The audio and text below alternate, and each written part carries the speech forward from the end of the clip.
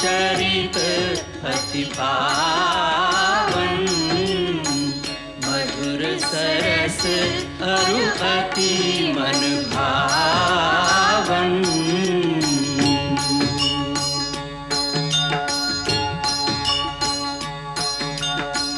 पुण्य पुण्य कितने हो सुने सुनाए, ये की प्यास बुझत न बुझाए।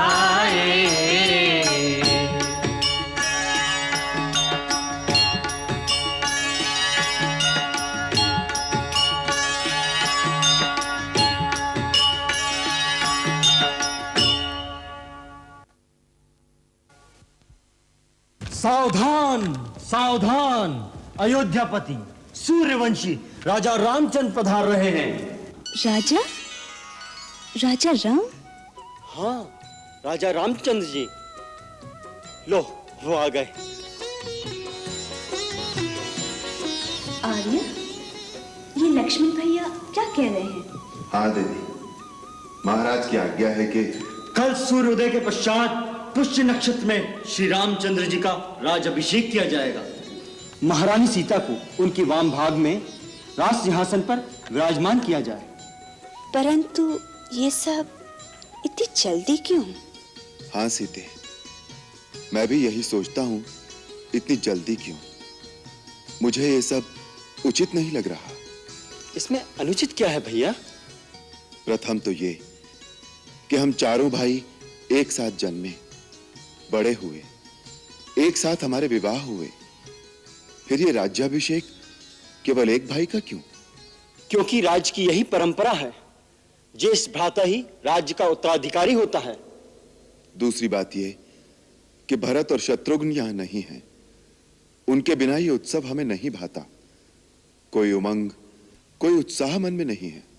उत्साह और उमंग तो जनता के मन में जो उमड़ रही है वह देखने योग्य है। जहां जहां डोंडी पीटी जाती है वहां लोग खुशी से पागल हुए जा रहे हैं। कुलगुरु महर्षि वशिष्ठ की आज्ञा से और समस्त प्रजाजनों की सम्मति से श्री दशरथ जी कल अपने ज्येष्ठ पुत्र श्री रामचंद्र जी का राज्याभिषेक करेंगे। कल सूर्योदय होते ही राज युवक श्री रामचंद्र जी को कुलगुरु वशिष्ठ जी सूर्य वंश का राज्य मुकुट पहनाकर उनका राज्य तिलक करेंगे। समस्त प्रजाजनों को महाराज की ओर से पधारने का निमंत्रण है। राजा रामचंद्र की, राजा रामचंद्र की, राजा रामचंद्र की, राजा रामचंद्र की, राजा रामचंद्र की।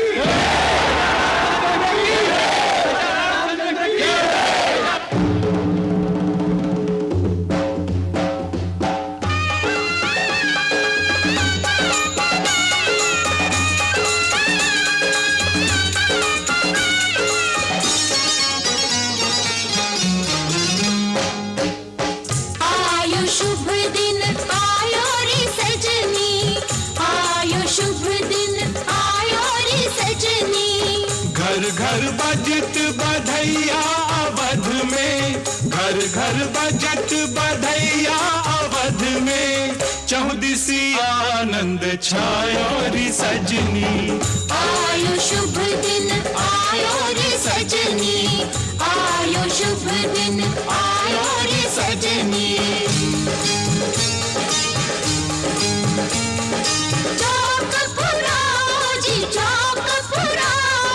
दिवला जराओ जी, दिवला जराओ, फुलवाला रे फुलवाला, स्वर्ग से सुंदर अयोध्या सजाओ, स्वर्ग से सुंदर अयोध्या सजाओ।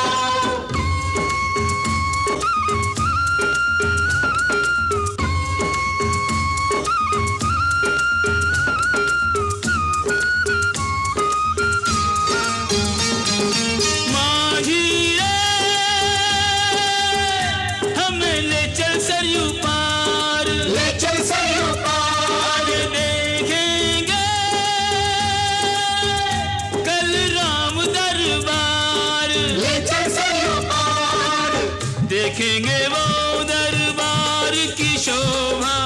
देखेंगे वो दरबार की शोभा, पुण्य जिन्होंने कमायो री सजनी। आयो शुभ दिन आयो रे सजनी, आयो शुभ दिन आयो रे सजनी।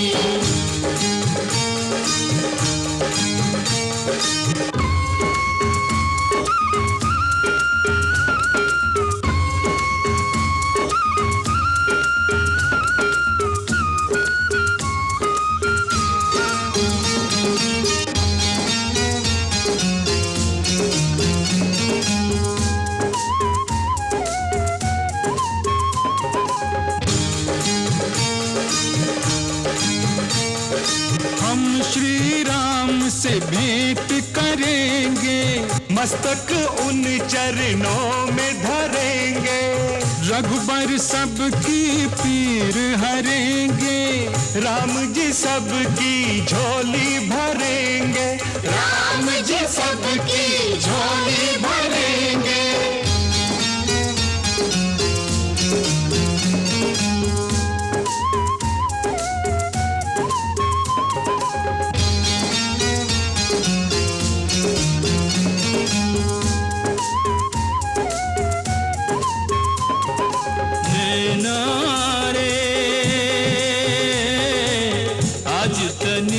खुल जइयो, राज तिलक रघुवर को दिखाए के, फिर चाहे मुद जइयो। नैना रे आज तनिक खुल जइयो, आज की रैन कटे नहीं काटे, आज की रैन कटे नहीं काटे, सबको मन अकुलायो रे सजनी। आयो शुभ दिन आयो रे सजनी, आयो शुभ दिन आयो रे सजनी।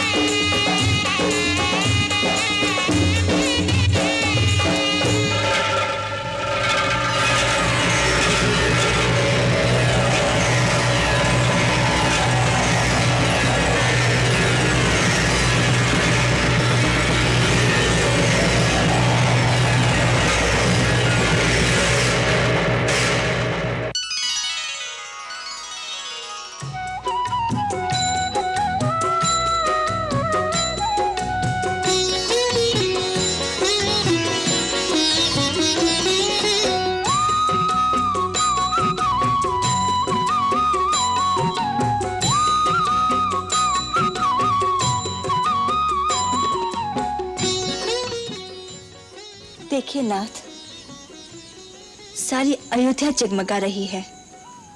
हाँ सीते। भैया भैया भाभी, अयोध्या की गली गली चौक चौक में मैं घूम कर आया हूँ। नगर के किसी भी कोने में अंधेरे के लिए कोई स्थान नहीं। हाँ जीजी, राजमहल को भी दुल्हन की तरह सजाया जा रहा है। अच्छा देखो देखो देखो भैया, प्रजा ने कितने दीपक जलाए हुए हैं। इससे पता लगता है प्रजा आपको कितना प्यार करती है। लक्ष्मण, प्रजा का ये जो इतना प्यार है, इस प्यार का पात्र बनना बड़ा कठिन कार्य है। मुझे तो लगता है मेरे जीवन की कठिनतम परीक्षा का समय आ रहा है। प्यार का मूल्य चुकाना पड़ता है लक्ष्मण।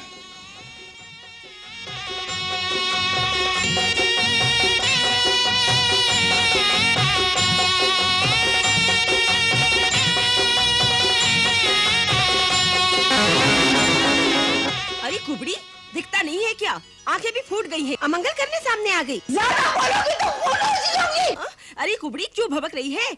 आज तो हंसी और खुशी का दिन है। काय की खुशी, काय की खुशी।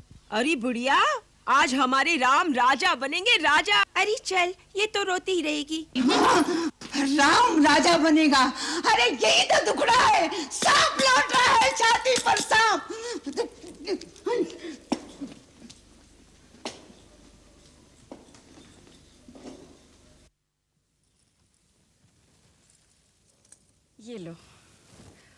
मेरे राम की मंगल कामना करो।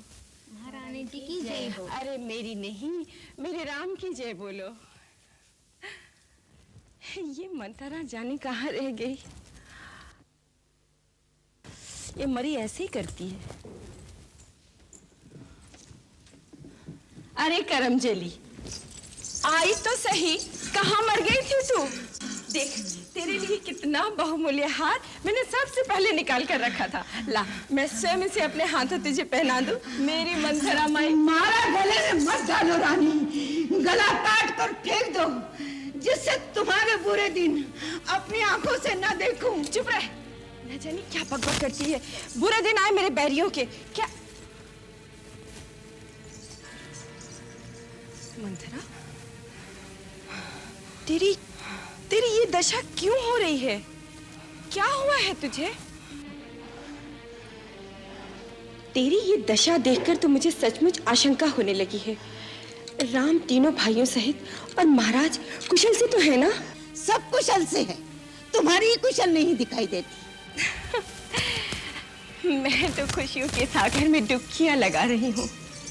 मुझे तो बस एक ही बात दिखाई दे रही है, मेरा राम कब राजा बनेगा, कब अयोध्या के राज्य सिंहासन पर बैठेगा।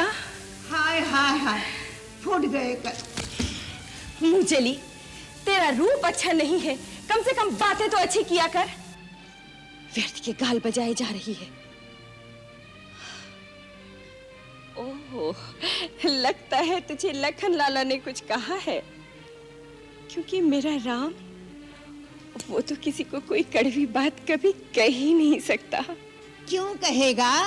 सबसे मीठा रहकर ही तो सारी अयोध्या का राज हड़प कर जाएगा। करमजली, तेरी जीभ खिंचवा लूंगी, समझी?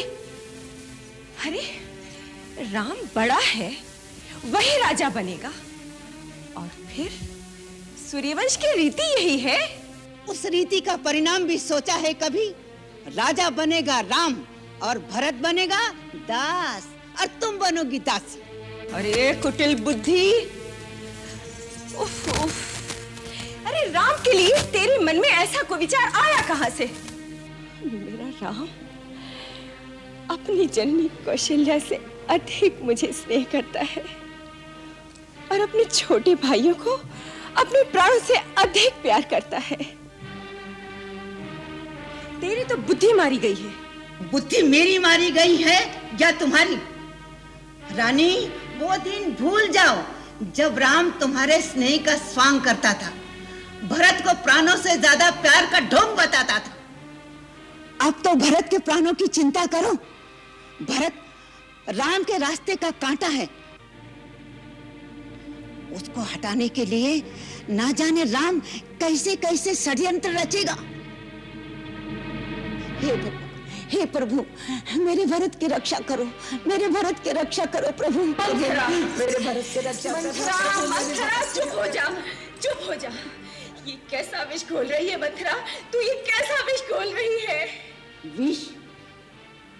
विष और अमृत की पहचान तुझे होती तो आज ये दिन ना आता। तू समझती रही कि राजा तेरा गुलाम है, पर उस कपटी के मन का कपट नहीं देखा तूने। पहले तो भरत को ननियाल भिजवा दी, और फिर राम के राज तिलक की तैयारी चटपट कर डाली। नहीं नहीं मंथरा, नहीं, जा चली जा यहाँ से। इस प्रकार मुझे मत बहका। इतने बड़े कुचक्र, ऐसे घोर षड्यंत्र की मैं कल्पना भी नहीं कर सकती। ऐसी कुटिल कुमति तुझ में किसने भर दी है? ऐसा व्यर्थ का प्रलाप मत कर मंथरा, मत कर। एक बात बता, इस तरह से आग लगाने में तेरा क्या लाभ होगा? मेरा लाभ? संसार में सभी स्वार्थी नहीं होते, हितैषी भी होते हैं। मैंने बचपन से तुम्हें गोद में पाला है, एक कोमल फूल के समान संभाल संभाल के रखा है। उस फूल को कोई पत्थर पे रख के पांव से कुचलने लगे तो मेरा कलेजा नहीं फटेगा क्या? इसी दुख के मारे कह रही हूं, मेरा क्या, तेरा पुत्र राजा बने या कौशल्या का, मैं तो रानी बनने वाली नहीं है। पर तू राजा की चहेती रानी बनकर अकड़ रही है ना, तू दासी बन जाएगी, मेरी तरह दासी। दासी? किसमें साहस है मुझे दासी बनाने का? किसकी दासी बनूंगी मैं? अपनी सौत की। वो तुझसे अपने चरण धुलवाएगी। चरण? दीदी? नहीं, दीदी ऐसा कदापि नहीं कर सकती, कदापि नहीं। दीदी? जिसे तू दीदी दीदी कह रही है, उस नागिन ने एक ही डंक ऐसा मारा। जिस राजा को तू जीवन भर नाच नचाती रही, उसी के हाथों तेरा सर्वनाश करा डाला।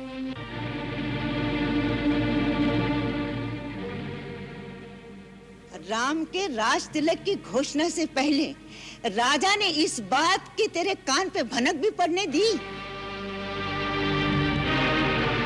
कितने दिन से ये षड्यंत्र चलता होगा, इसकी तुझे हवा भी लगने दी।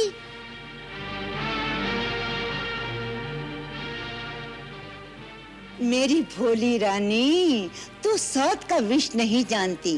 सौत मिट्टी की भी हो, वो भी जहरीली नागन होती है।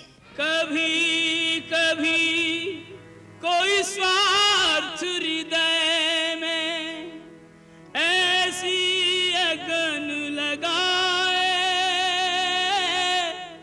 धर्म न्याय कर्तव्य उचित अनुचित सब कुछ खो जाए। दुनिया की कोई भी नारी सौतन सह ना पाए, इसी दाहने के कई के भी स्नेह और ज्ञान जलाए,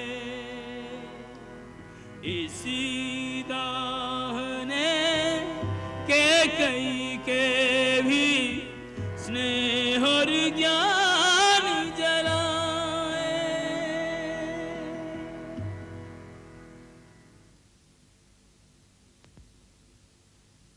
नहीं, मैं किसी की दासी नहीं बनूंगी। सौत की दासी बनने से पहले मैं विषपान करके मर जाऊंगी, लेकिन किसी की दासी नहीं बनूंगी, कदापि नहीं। मरने की क्यों सोचती है मूर्ख? जीतने की सोच। ये सोच कि सौत की जीती हुई बाजू कैसी पलट जाए, राम की जगह तेरा बेटा राजा बने। मंथरा, अब ये झूठे सपने क्यों दिखा रही है? कल भोर होते ही राम राजा बन जाएगा। कल में और आज में अभी एक रात बाकी है। एक रात में क्या हो सकता है? प्रलय। प्रलय? प्रलय तो एक क्षण में होती है, हमारे पास तो रात बाकी है। अगर तुमने ठीक पासा फेंका तो जीत हमारी है। मेरी तो बुद्धि चकरा गई है मंथरा, मेरा तो सर्वनाश हो गया है। मेरे कुछ समझ में नहीं आ रहा है, मैं क्या करूं? इस समय तो तू ही सब कुछ है मंथरा। तेरे से बढ़कर संसार में मेरा कोई दूसरा हितैषी नहीं इस समय। तू जो रास्ता बताएगी मैं उसी रास्ते पे चलूंगी। रास्ता भी मैं ही बताऊं? और कौन बताएगा? तो सुन, महाराज के तुम्हारे पास 2 वर बाकी हैं। वरदान? क्यों भूल गई? तुमने तो ये कहानी सुनाई थी। देवता और असुरा में युद्ध हुआ था, तब महाराज उस युद्ध में इंद्र की सहायता करने के लिए गए थे। तुम भी साथ थी। हाँ? हाँ, उस युद्ध में महाराज बुरी तरह जख्मी हुए और वहीं मूर्छित हो गए।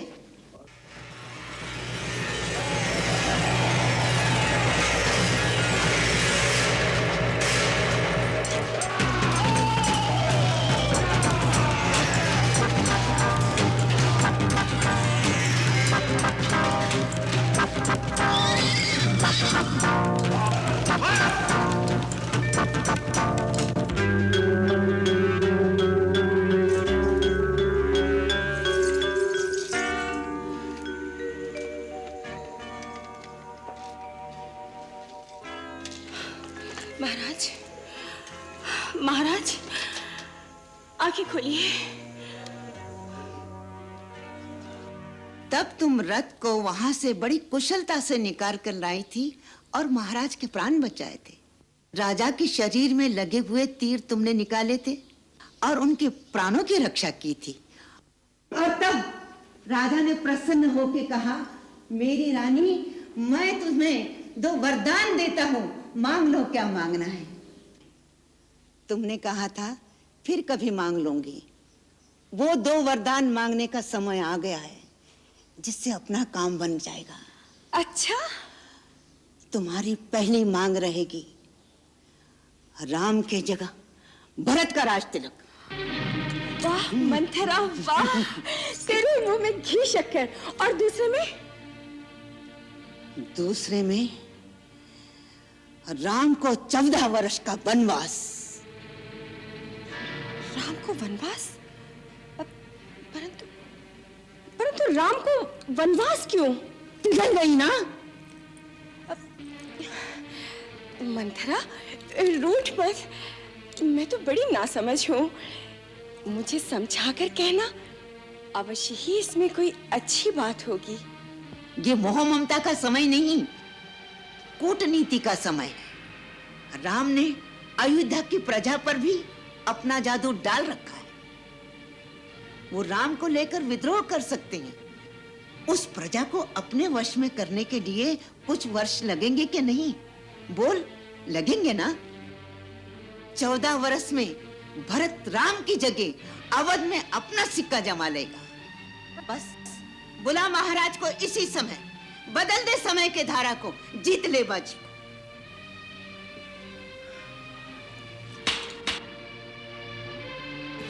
जय हो महारानी जी की। जाओ, महाराज जहां भी हो उन्हें मेरा संदेशा दो। महारानी कैकेयी ने इसी क्षण अपने भवन में बुलाया है। जाओ। जो आगे।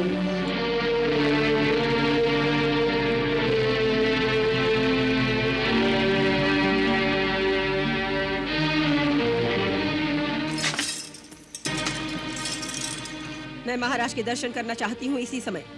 इस समय किसी को अंदर जाने की आज्ञा नहीं है। महारानी कैकेयी का विशेष संदेश है। फिर भी नहीं। तुम्हारा ये साहस महारानी की दासी को रोक रहे हो, इसका परिणाम जानते हो? हम केवल राज आज्ञा का पालन जानते हैं। महाराज से निवेदन कर देना कि छोटी महारानी शीघ्र मिलना चाहती हैं।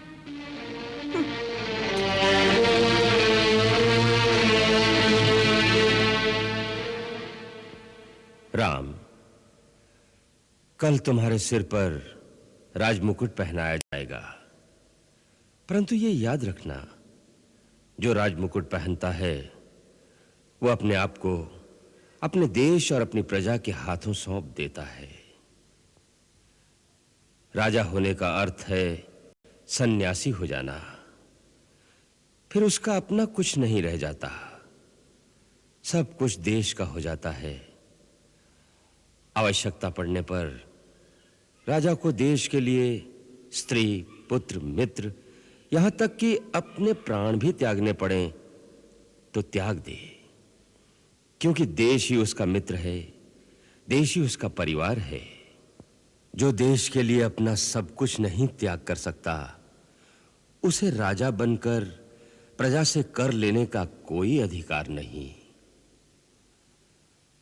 राजा को अपने हर आचरण से एक मर्यादा, एक आदर्श स्थापित करना पड़ता है, क्योंकि प्रजा उसी को देखकर आचरण करती है। एक राजा की मूल शक्ति दंड नहीं, न्याय है। न्याय जो पक्षपात से रहित हो और जो संकुचित भी ना हो, क्योंकि न्याय करते हुए उदारता को भी नहीं छोड़ना चाहिए। राजा को पृथ्वी का भगवान कहा गया है, क्योंकि लाखों प्राणियों का जीवन मरण, सुख दुख उसके हाथ में होता है। इसलिए उसमें दया, क्षमा, उदारता आदि भगवान के गुण होने चाहिए। युद्ध भूमि में राजा को अपनी सेना के आगे रहना चाहिए। जो स्वयं वीर नहीं होता, सेना उसका आदर नहीं करती। राजा को चाहिए ऋषियों, विचारकों और कवियों के आगे सदा नतमस्तक रहें, क्योंकि वही पथ प्रदर्शक होते हैं, सही रास्ता दिखाते हैं। उसके जो अंतरंग और निस्वार्थ मंत्री हों, उनकी आलोचना का आदर करे, उन पर भरोसा करे, फिर भी अपने मन की गूढ़ बात अंत तक अपने मन में रखे। राजा को चाहिए अपने गुप्तचरों द्वारा राज्य की पूरी खबर रखे। मैं जानता हूं राम कि तुम स्वयं राजनीति के पूर्ण ज्ञाता हो, परंतु एक जाने वाले राजा का यह कर्तव्य है कि वो आने वाले राजा को अपने अनुभवों से अवगत कराए।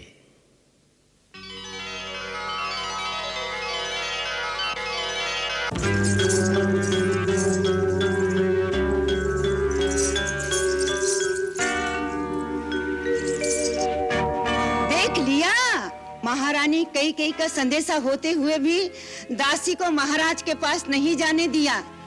अभी तो राम गद्दी पर बैठा ही नहीं तो ये हाल है। मैं भी देखती हूँ कैसे बैठता है वो राजगद्दी पर। यही तो देखना है कि ये उबाल महाराजा के मीठी मीठी बातों में कहीं ठंडा ना हो जाए। सावधान रानी, आज पति की चिकनी चुपड़ी बातों में फिसल गई तो जन्म भर कर्म फोड़ती रहोगी। अरे वो आए तो सही, पहले अपने दिए हुए वचन पूरे करवाऊंगी। हाँ, उतावले में बाजी हाथ से निकल जाएगी। उतावलापन कैसा मंत्रा, अब समय ही कहाँ है। फिर भी निशाना साध के तीर चलाना चाहिए। तो अब तू ही बता, मैं क्या करूं? इस समय तो सारी अयोध्या में तेरे सिवाय मेरा और कोई नहीं। तू जिस रास्ते पर मुझे चलाएगी मंथरा, मैं उसी रास्ते पर चलूंगी। रास्ता तो एक ही है, त्रिया चरित्र। त्रिया चरित्र दिखाना है तो पूरी तरह दिखाना।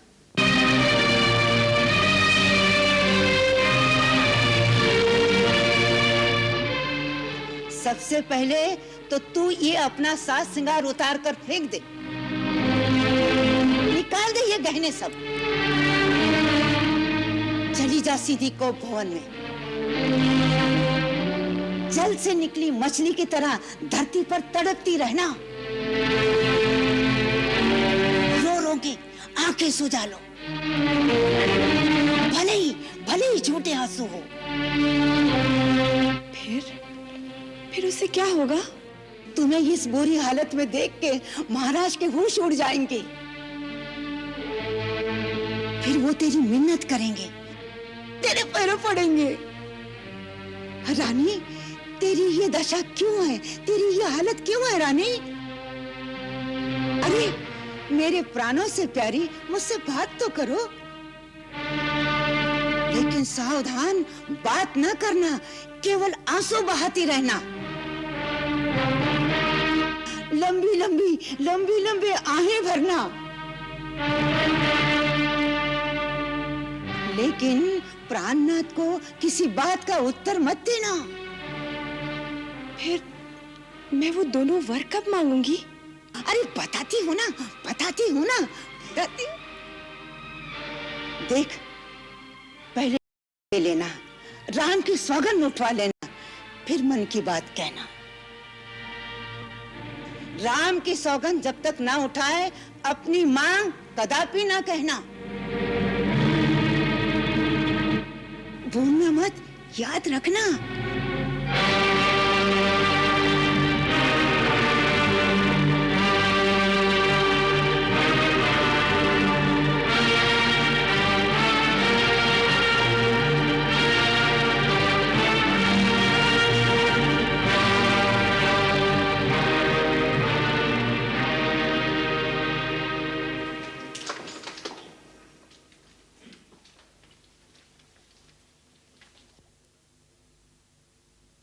कुछ निवेदन है प्रजापालक। कहो, क्या कहना चाहते हो? क्षमा महाराज, राजराजेश्वरी देवी कैकेयी की परिचारिका अंदर आना चाहती थी, किंतु राज आज्ञा के कारण उन्हें रोक दिया गया। क्यों आई थी? संदेशा लाई थी। महारानी जी श्री महाराज के इसी क्षण दर्शन करना चाहती हैं। वत्स, तुम अपने कक्ष में चलो। गुरुदेव वशिष्ठ जी वहीं पधारेंगे। वो तुमसे और सीता से इस अवसर पर कुछ धार्मिक अनुष्ठान करवाना चाहते हैं। जो आज्ञा।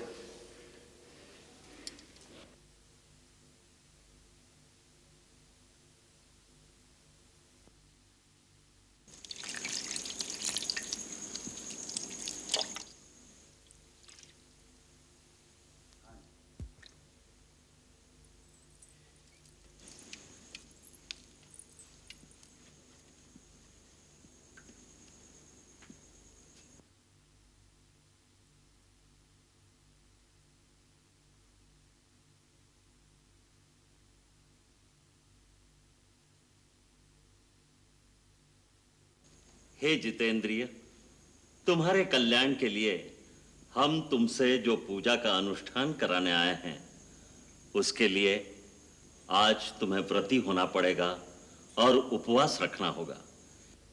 कल राज सिंहासन ग्रहण करने तक तुम दोनों को मनसा वाचा कर्मणा आत्मशुद्धि के साथ संयम पूर्वक रहना होगा और धरती पर कुशा का आसन बिछाकर सोना होगा।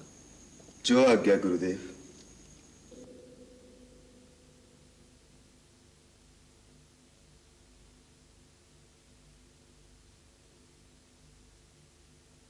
देवी,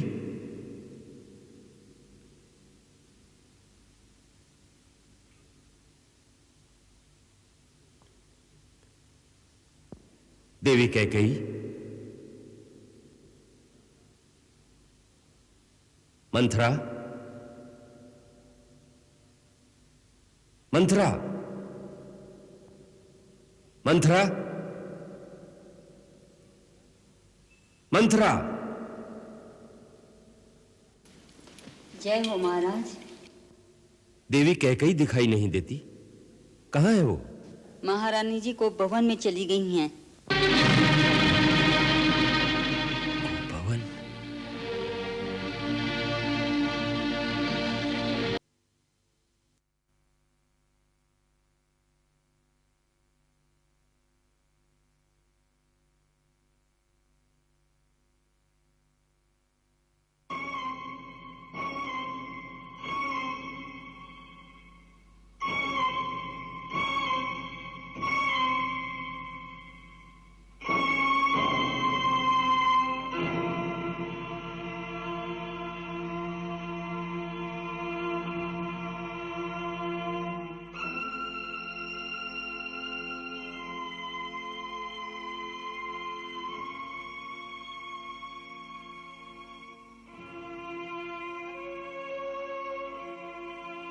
जीते रहो।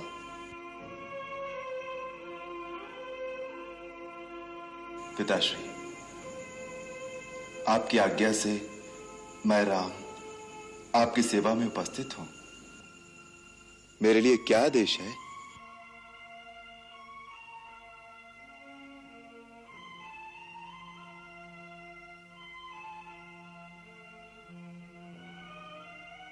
आप कुछ स्वस्थ नहीं दिखते।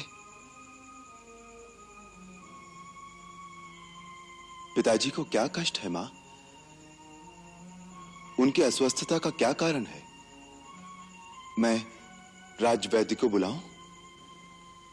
इनके रोग की दवा राजवैद्य के पास नहीं, तुम्हारे पास है राम।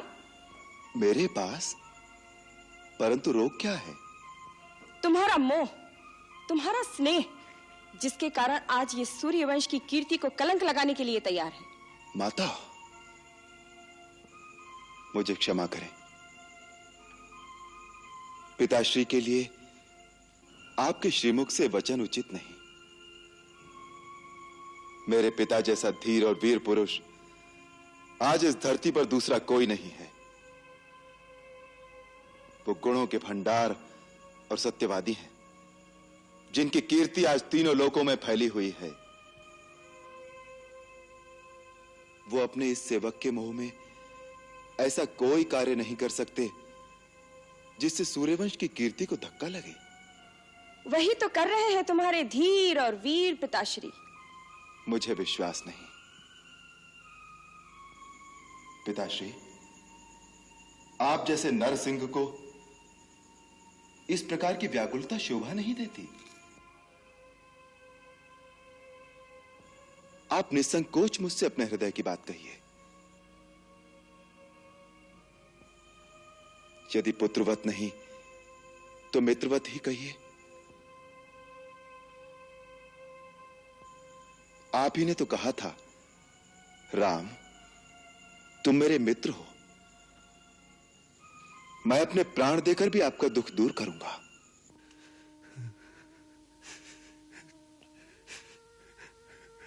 राम,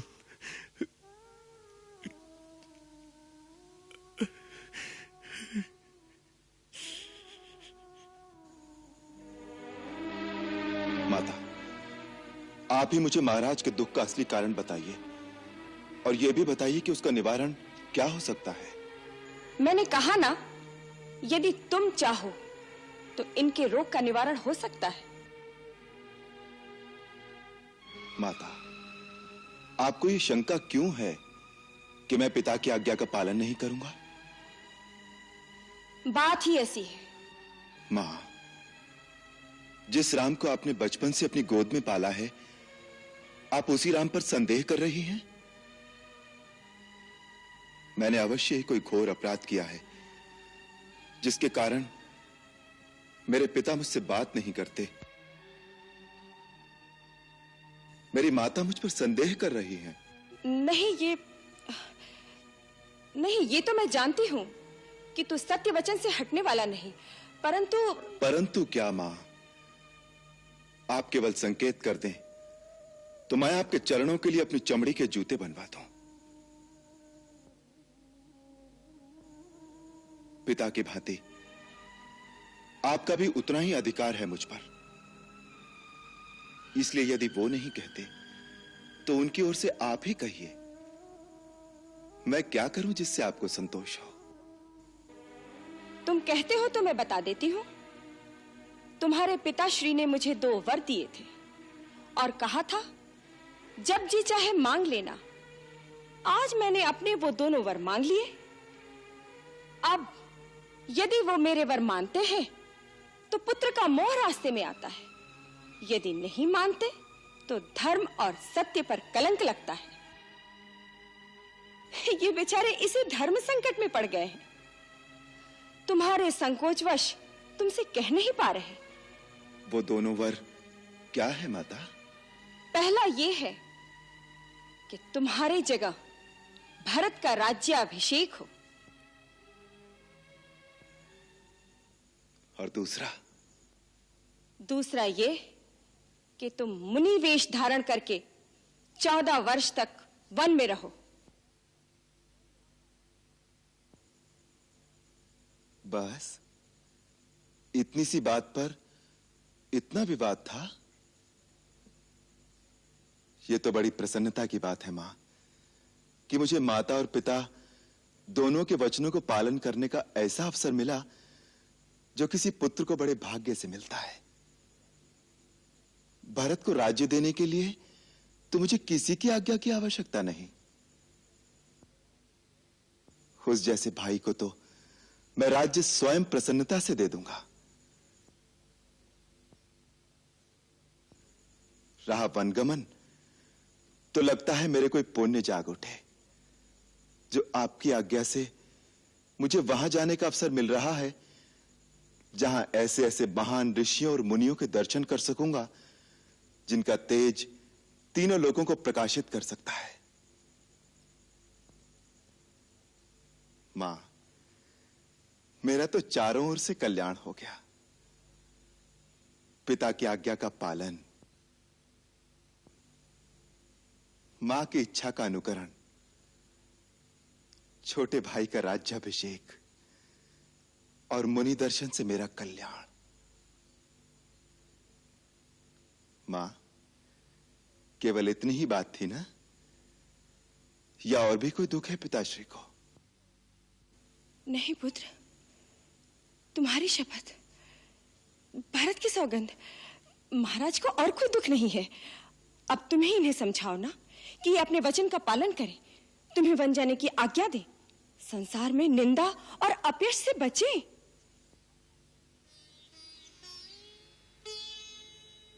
पिताश्री, मैंने आपका मनोरथ जान लिया है।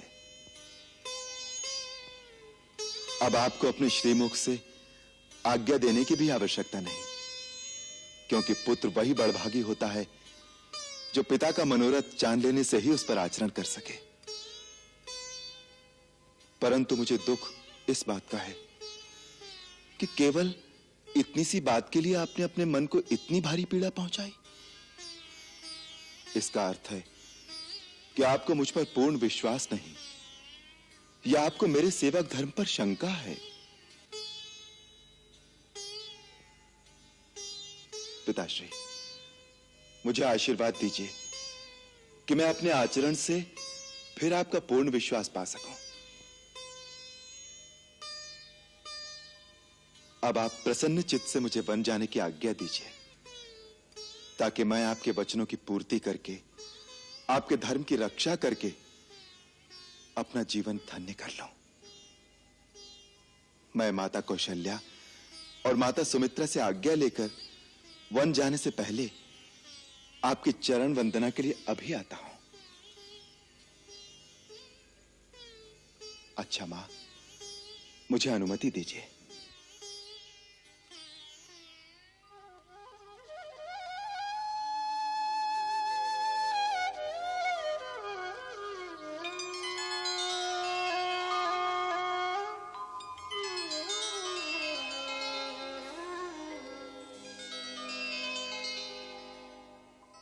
नहीं, अब इसकी आवश्यकता नहीं है।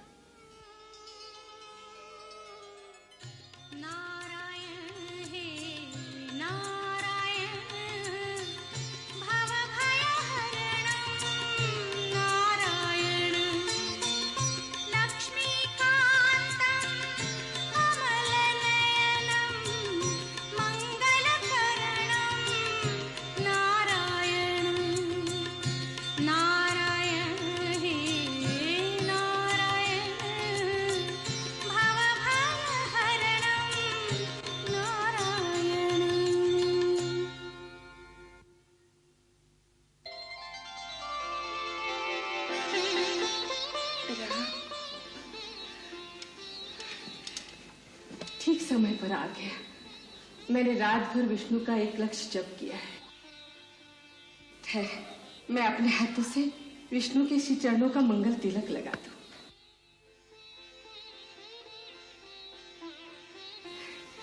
बैठ, आसन ग्रहण कर, मैं भगवान का प्रसाद लाती हूँ।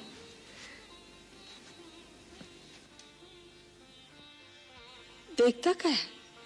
बैठ जा। नहीं मां। बहुत जल्दी है क्या?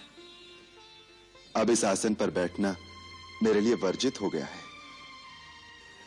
राज सिंहासन पर बैठने जा रहा है, इसलिए माँ का दिया हुआ आसन वर्जित हो गया? मां, शायद तुम्हें विदित नहीं, अब मेरे लिए कुशा के आसन पर बैठने का समय आ गया है। राज करने जा रहा है या तपस्या? तपस्या। महाराज मुझे तपस्वी वेश में वन में भेज रहे हैं। मैं 14 वर्ष वन में रहूंगा और महाराज अयोध्या का राज्य सिंहासन भरत को देंगे। कैसे मुस्कुराकर माँ से हंसी कर रहा है? यह हंसी नहीं, अटल सत्य है माता। मुझे पिताश्री के वचन का पालन करने के लिए इसी घड़ी वन जाना होगा।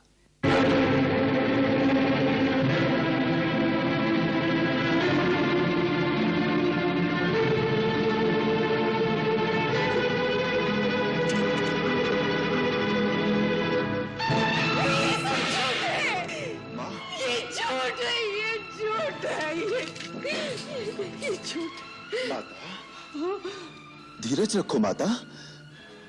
अयोध्या की महारानी को इस प्रकार धैर्य खोना शोभा नहीं देता।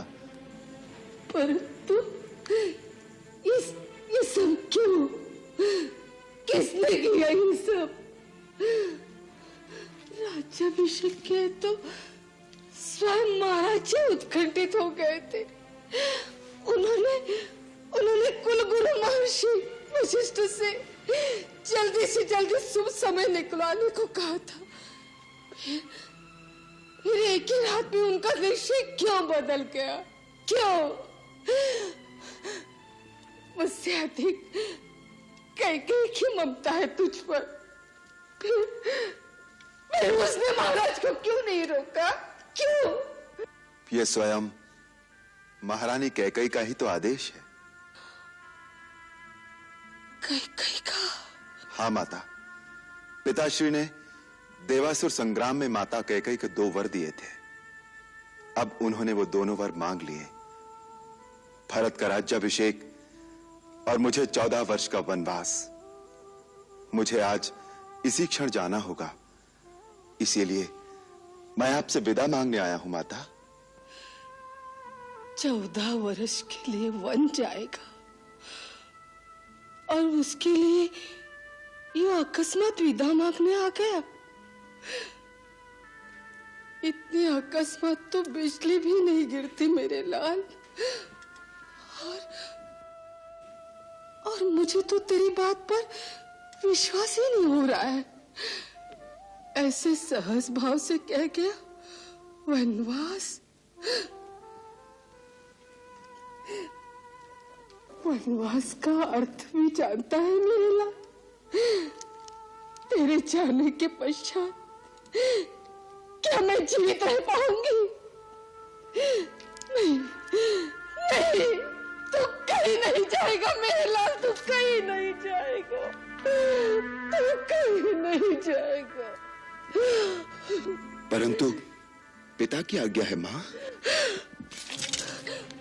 माता का भी तो उतना ही अधिकार होता है। माता की आज्ञा के बिना तू कहीं नहीं जा सकता। परंतु मां की भी तो आज्ञा मिल चुकी है, माता कैकेयी की। उन्होंने ही आज्ञा दी है। कैकेयी का उसमें स्वार्थ है, उसकी आज्ञा का क्या मोल है? मेरे लिए तो कैकेयी भी वैसी ही माता हैं जैसी आप। उतना ही मोल है उनकी बात का मेरे लिए। मैं ये सब कुछ नहीं सुनना चाहती। तू मेरी आज्ञा के बिना कहीं नहीं जाएगा। मां, मेरी जननी, मेरी मैया, माता होकर माता की आज्ञा की अवहेलना करने का आदेश दे रही हो, अधर्म के पथ पर चलने का पाठ पढ़ा रही हो। रघुकुल की कुलवधु माता कौशल्या सूर्यवंश की परंपरा भूल गई। इसी अयोध्या के राजा सगर की संतान ने पिता की आज्ञा से पृथ्वी पाताल एक करते हुए अपने प्राणों की आहुति दी थी। सत्य धर्म तथा दिए हुए वचन का पालन करने के लिए इसी अयोध्या के अधीश्वर राजा हरिश्चंद्र ने पत्नी तथा पुत्र दोनों को बीच बाजार खड़े करके बेच दिया था। पिता का वचन और माता की आज्ञा का पालन करने का व्रत ले चुका हूं। उससे विमुख करने की बात अपने मुख से कैसे निकाल रही हो माता? अपने पुत्र को पथभ्रष्ट होने का आदेश देकर अपयश की भागी न बनो। हाँ, निभा ले रघुकुल की रीति नीति। धर्म कर्म कर्तव्य का पालन कर। तो अपने धर्म का पालन करेगा, मैं मां के धर्म का पालन करूंगी। मैं भी अपने बछड़े से बिछड़े गैया की तरफ तेरे पीछे पीछे आऊंगी मेरे लाल। मैं भी तेरे साथ चलूंगी। हाँ। नहीं मां, आप मेरे साथ नहीं आएंगे। पहले सुहाग फिर संतान, यही आर्य नारी का महान आदर्श रहा है। स्वामी का परित्याग स्त्री के लिए बड़ी निंदा का कार्य है। आपको ऐसी बात मन में भी नहीं लानी चाहिए। आपके पति ही आपकी गति हैं, आपका धर्म है। मां, राजा हम सब लोगों के स्वामी, गुरु और ईश्वर है। उनकी आज्ञा का पालन करना हमारा धर्म है। मेरे धर्मात्मा पिता को छोड़कर आप मेरे साथ वन में नहीं जा सकती। मैं वनवास पूरा करके फिर आपके चरणों में लौट आऊंगा। मां, 14 वर्ष तो पलक झपकते ही बीत जाएंगे। 14 वर्ष? तेरे बिना 14 वर्ष? ठीक है, जाओ, पिता का वचन पूरा करो, माता की आज्ञा का पालन करो। सबका धर्म, सबके वचन, सबके कर्तव्य पूरे हो जाएंगे। परंतु इसके बीच बीच जाएगी अकेली कौशल्या। 14 वर्ष तक तेरी बाट देखते देखते ये आंखें पथराना गई। तेरी प्रतीक्षा के बीच ये प्राण रह जाएंगे तो 14 वर्ष के बाद तुझे देख लूंगी। हाँ, तू तो वन गमन का व्रत लेकर मां से विदा मांगने आया है। ये नहीं जानता विदा के साथ साथ तूने मां के प्राण मांग लिए। मां के प्राण मांग लिए राम। मां,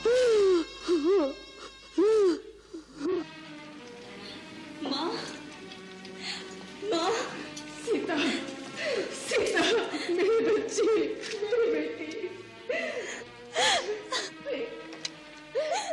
देखे क्या हो रहा है। सकल सुख संपत्ति, माता पिता सबको त्याग कर मेरा राम वन में वास करने जा रहा है। तुझे कैसे समझाऊं मेरी बच्ची, ये कैसी प्रलय की घड़ी आ गई है। पति को विदा करने का समय आ गया है मेरी बच्ची। मैं सब सुन चुकी हूँ, मैं सब जान चुकी हूँ सीता, इसलिए मैं अभी आपसे विदा मांगने आई हूँ। विदा? कहाँ जाएगी? जनकपुर अपने पिता के पास? नहीं, नहीं मेरी बच्ची, मैं अकेली रह जाऊंगी। मुझे छोड़ के मत जा, मुझे छोड़ के मत जा। तू मेरे पास रहेगी, मेरे पास रहेगी। मैंने जनकपुर जाने के लिए नहीं कहा माता जी।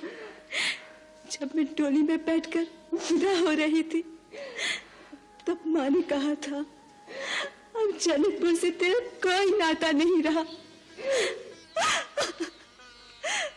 मैं तो अपने स्वामी के साथ वन जाने के लिए आपसे विदा मांग रही हूँ।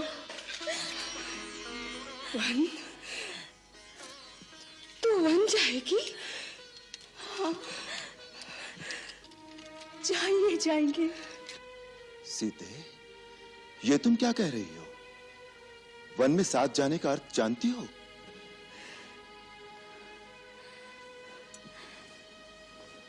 मेरे लिए आपका साथ ही सब कुछ है, फिर अर्थ और अनर्थ जाने की मुझे क्या आवश्यकता? तुम्हें अनुमान नहीं है सीते। मुलायम मखमल के नीचे जो पैर कभी नहीं पड़े वो दुर्गम वन के कांटे कंकर से भरे रास्ते पर कैसे चल सकेंगे? विषैले नाग, हिंसक बाघ, भयानक राक्षसों से भरे भीषण वन में तुम कैसे रह सकोगी? जैसे सीता के नाथ रहेंगे, मेरे प्रभु साथ होंगे तो मेरी और आंख उठाने का साहस कौन कर सकता है? उन दुस्सह दुखों को तुमने कभी देखा नहीं है सीते। दुख? आपके चरणों की सेवा से दूर रहने से बड़ा और कोई दुख मेरे लिए नहीं है नाथ। जैसे बिना जीव के देह, बिना जल की मछली, इसी प्रकार बिना रघुवीर के ये जानकी एक पल जी नहीं सकती। भावना के आवेग में आगा पीछा नहीं सोच रही। वो जीवन बहुत दुखदाई है। बाद में पछताओगे। दुखदाई तो आपका वियोग है प्रभु।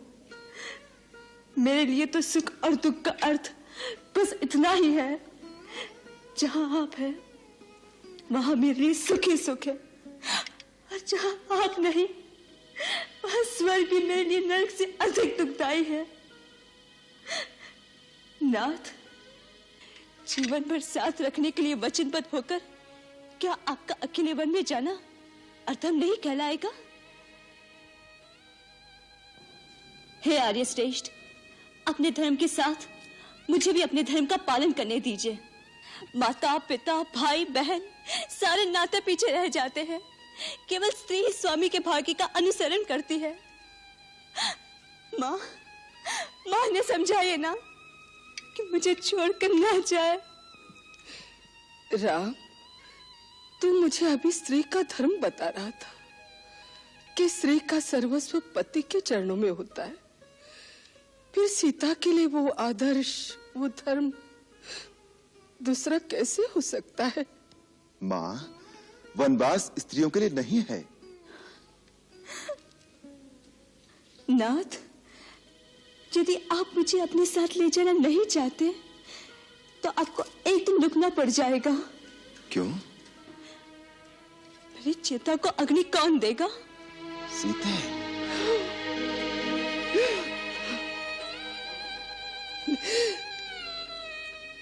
ये ठीक कह रही है राम।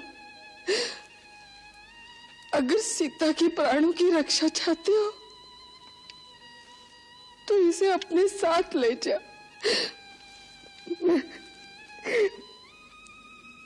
मैं अकेले रह जाऊंगी। ठीक है सीते, चलने की तैयारी करो। भैया भैया भैया भैया, जो मैं ये सुन रहा हूं क्या सच है कि कई के कहने पर महाराज ने आपसे राज छीन लिया? लक्ष्मण, माता कैकई को कैकई कहकर कब से पुकारना सीख लिया तुमने? आप बुलाओ उसे माता, मैं उस कुल घटनी को माता नहीं कहूंगा, और मैं यह न्याय भी कभी नहीं होने दूंगा। भैया, मेरा यह धनुष केवल शोभा की वस्तु नहीं है, मैं इस धनुष से महाराज की चतुर्गणी सेना का अकेला सामना कर सकता हूं। लक्ष्मण, महाराज ने क्या समझा है? राम बड़ा विनयशील है, वो चुपचाप सब कुछ सहन कर लेगा। उन्हें नहीं मालूम कि राम के नाम पर मर मिटने वाले लोग चुप नहीं रहेंगे, सारी जनता विरोध कर देगी, और फिर जनता की भी क्या आवश्यकता है? उनका ये दास लक्ष्मण अकेला ही महाराज और उनकी पूरी सेना के लिए पर्याप्त है, और भरत भी आ गया तो उसे भी छठी का दूध याद दिला दूंगा। चुप रहो लक्ष्मण, अनर्गल बातें मत करो। आप बीच में मत पड़ो भैया। अन्याय सेना क्षत्रिय धर्म के विरुद्ध है। शत्रु वार करे और क्षत्रिय उसका उत्तर न दे, ये उसकी वीरता पर धिक्कार है। जो राज सिंहासन प्रजा में घोषणा करके आपको दिया जा चुका है, उस राज सिंहासन पर बैठने का अधिकारी कोई नहीं हो सकता, स्वयं महाराज भी नहीं। भैया, आपका ये लक्ष्मण यदि मर नहीं गया तो उस सिंहासन पर महारानी सीता के साथ आप विराजमान होंगे। महाराज दशरथ और उनके चहेते भरत दोनों आपके दरबार में करबद्ध खड़े होंगे। वाह वाह, कितना सुंदर चित्र है।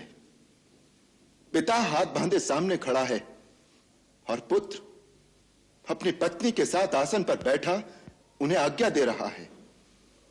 आकाश से उतरकर देवता भी आएंगे इस दृश्य को देखने के लिए कि अयोध्या में मानव सभ्यता ने कितनी उन्नति कर ली है।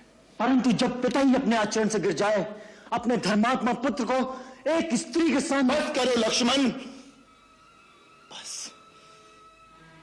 यदि तुम्हारे इतने ही नीच विचार हैं तो मुझे भैया कहना छोड़ दो, और आज के बाद मुझे अपना मुंह न दिखाना। भैया, यह आप क्या कह रहे हैं? मैं आपके बिना कैसे जीवित रहूंगा? भैया, आप मेरे भगवान हैं। आपके साथ कोई अन्याय करे, आपके साथ कोई अत्याचार करने की बात करे, मैं कैसे चुप रहूं? ये तुमसे किसने कह दिया कि मुझ पर कोई अन्याय हो रहा है या मुझ पर कोई अत्याचार हो रहा है? ये बातें जो तुमने कही, अत्याचार तो ये है जो तुम अपने बड़े भाई पर कर रहे हो और अपने पिता पर कर रहे हो। पिता पर? हाँ, पिताश्री पर। उनकी पीड़ा को समझते हो? जानते हो कि उनकी समस्या क्या है? जानते हो कि उन जैसा धीर वीर पुरुष इस समय किस धर्म संकट में है? जो स्त्री मोह में फंसेगा उसकी यही दशा होगी। उनका संकट स्त्री मोह नहीं है, उनका संकट है धर्म। हाँ, धर्म। आज एक सत्यवादी राजा का धर्म एक पिता के धर्म से टकरा रहा है। वो सत्य का पालन करें या पिता के धर्म को निभाएं, यही समस्या उनके दुख का कारण है। एक राजा ने किसी को वचन दिया कि जो मांगे वो दूंगा, और मांगने वाले ने वो वचन मांगा है जिससे राजा को अपने सबसे प्रिय पुत्र का बलिदान करना पड़ रहा है। यदि वो वचन को तोड़ें तो न केवल अपने सुकृत नष्ट करें बल्कि संपूर्ण कुल की कीर्ति को कलंक लगा दें। और यदि वो वचन रखें तो वो पुत्र जिसके बिना वो जीवित नहीं रह सकते उसे वन के कांटे कंकर में धकेल दें 14 वर्ष के लिए। लक्ष्मण, तुम उनकी पीड़ा क्यों नहीं समझते? उनकी अवस्था आज उस घायल शेर की तरह है जो किसी शिकारी के जाल में फंस गया है, और ऐसे असहाय शेर पर तुम अपने तीर चलाकर अपनी वीरता दिखाना चाहते हो। धिक्कार है ऐसी वीरता पर। ऐसे धर्मात्मा पिता के बारे में ऐसा सोचकर भी तुमने पाप किया है जिसका प्रायश्चित हम सबको करना चाहिए, हम सबको करना चाहिए। उन्हें यदि अपने धर्म की चिंता ना होती तो आज वो इतने दुखी ना होते।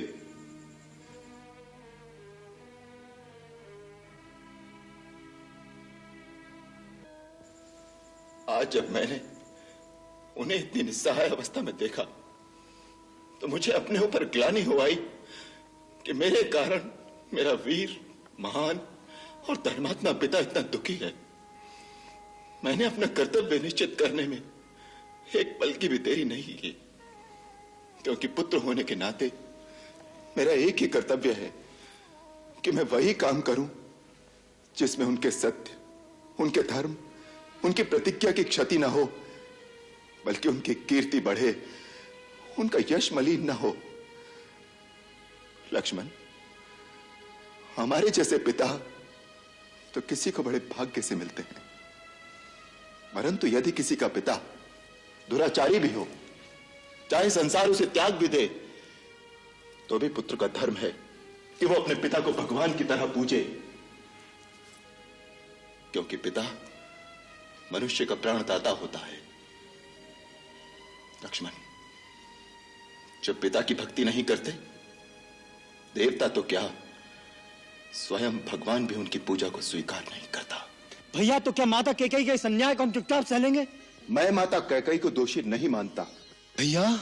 हाँ लक्ष्मण, बचपन से लेकर आज तक माता कैकेयी ने हमें कितना स्नेह, कितना दुलार दिया है, वो भूल गए? वो तो निश्चल प्रेम की एक ऐसी पवित्र नदी है जिसमें सदा स्नेह की लहरें उठती रहती थी। ऐसे निश्चल पवित्र प्रेम की नदी एक दिन में कैसे सूख गई, ये मेरी समझ में नहीं आ रहा। संसार में बहुत सी अनहोनी बातें ऐसी होती हैं जो मनुष्य की समझ में नहीं आती। अकस्मात एक दिन कोई भूकंप आता है जो मनुष्य के जीवन को उथल पुथल कर देता है। ऐसे समय किसी दूसरे को दोष नहीं देना चाहिए, उसे दैववश मानकर, अपना प्रारब्ध मानकर स्वीकार कर लेना चाहिए। आज जो हो रहा है वो होनी करा रही है। जो विधना है जिसने माता कैकेयी जैसी स्नेहमयी और पुण्यशीला स्त्री को ऐसी बुद्धि दे दी है। यदि ये होनी है तो मैं होनी से भी नहीं हारना चाहता। वीरों के पुरुषार्थ की परीक्षा ऐसे ही आपत्ति काल में होती है। आपत्ति काल में केवल वीरता की ही परीक्षा नहीं होती, मनुष्य के धर्म की भी परीक्षा होती है। लक्ष्मण, वीरता केवल शस्त्र उठाने को ही नहीं कहते। कभी कभी शस्त्र न उठाना परमवीरता की निशानी हो सकता है। रख दो ये धनुष और इसे मेरे जाने के पश्चात राजा भरत की सेवा में धारण करना। आपके जाने के पश्चात? इसका क्या अर्थ है? यदि आप बन जाएंगे तो मुझे भी जाना होगा। नहीं लक्ष्मण, नहीं। वनवास मुझे हुआ है, तुम्हें नहीं। मुझे? अर्थात भैया, लक्ष्मण को आप कब से अपने से अलग समझने लगे? आप ही ने कहा था जहां राम है वहां लक्ष्मण। आप ही ने कहा था लक्ष्मण मेरी दूसरी अंतरात्मा है। जो भोग राम भोगेगा वो लक्ष्मण भी भोगेगा। लक्ष्मण, भरत शत्रुघ्न भी यहां नहीं है। गुरु, माता पिता, सगे स्नेही व परिवारजन, इन सबको कौन सहारा देगा? भैया, मेरे तो गुरु, माता, पिता, सगे स्नेही केवल आप हैं। मेरा धर्म, कर्म, गति, सद्गति सब कुछ आप में निहित है। आपसे अलग तो मैंने अपनी कभी कल्पना की ही नहीं। क्रोध के आवेश में आकर यदि मैंने कोई अनुचित बात कही हो तो मुझे क्षमा करे भैया। इतना क्रूर दंड मुझे न दो, मेरा त्याग न करो। मुझे अपने से अलग मत करो भैया, मुझे अपने से अलग मत करो, मुझे अपने साथ ले चलो। लक्ष्मण, मैं तुम्हें अपने साथ नहीं ले जा सकूंगा। माता सुमित्रा क्या कहेंगी? सुमित्रा माता क्या कहेंगी? ये तुम नहीं जानते रघुनंदन? माँ, मुझे वन जाने से न रोकना। वन या नगर से तुम्हें क्या लेना है? तुम्हारे लिए तो जहां राम है वहीं तुम्हारी अयोध्या है। यदि सीताराम वन जाते हैं तो इस अयोध्या में तुम्हारा कोई काम नहीं। माँ, आज तूने मेरा मस्तक गर्व से ऊंचा कर दिया है। परंतु मुझे तुम पर तब गर्व होगा जब 14 वर्ष के बाद मैं ये सुनूंगी कि तूने अपने बड़े भाई की सेवा में कोई त्रुटि नहीं की। आज से मैं नहीं, सीता तुम्हारी माता है और राम तुम्हारे पिता। ये सो जाए तो पहरा देना, ये खा ले और यदि कुछ बच जाए तो खाना। इनके रास्ते के कांटे अपनी आंखों से चुनना। इतनी सेवा करना कि सीता महलों के सारे सुखों को भूल जाए। लक्ष्मण, इतना याद रखना, संसार में सेवक का धर्म सबसे कठिन धर्म है। धन्य सुमित्रा, तू धन्य है, धन्य है तेरी को।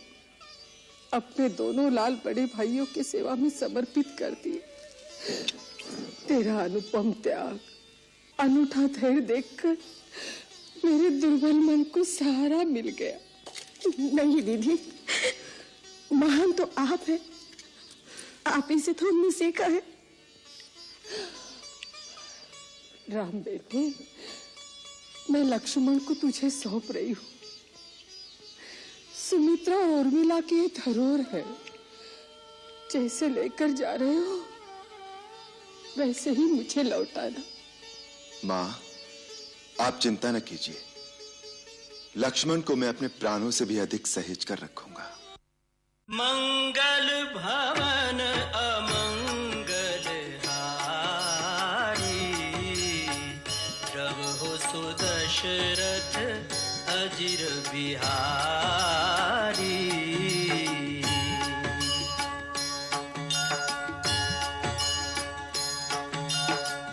सीताराम चरित अति पावन, मधुर सरस अरु अति मन भावन।